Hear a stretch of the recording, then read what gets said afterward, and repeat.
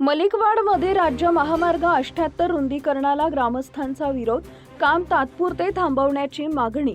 मलिकवाड तालुका चिक्कोडी येथील मलिकवाड गावातून जाणाऱ्या राज्य महामार्ग क्रमांक 78च्या सुरू असलेल्या रुंदीकरणाच्या कामाला ग्रामस्थांनी तीव्र विरोध दर्शवला आहे। रस्त्यालगतची घरे व शेतजमिनी बाधित होण्याची शक्यता असल्यानं गावकऱ्यांनी सार्वजनिक बांधकाम विभागाकडे निवेदन देत काम तात्पुरते थांबवण्याची मागणी केली आहे।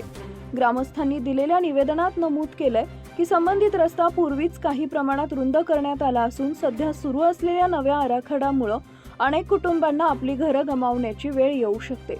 तसेच शेतकऱ्यांच्या उपजीविकेचं मुख्य साधन असलेल्या शेतजमिनींचं नुकसान होण्याची भीती व्यक्त करण्यात आली आहे।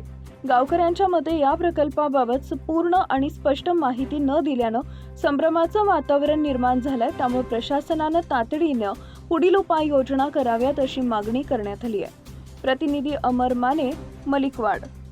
मध्ये 3-3 फूट 4-4 फूट रोड वाढला होता। एक वेळ रुंदीकरण या साईडला 11 फूट, त्या साईडला 11 फूट, म्हणजेच उजव्या साईडला 11 फूट आणि डाव्या साईडला 11 फूट अशा प्रकारचं रुंदीकरण पुन्हा आलेलं आहे।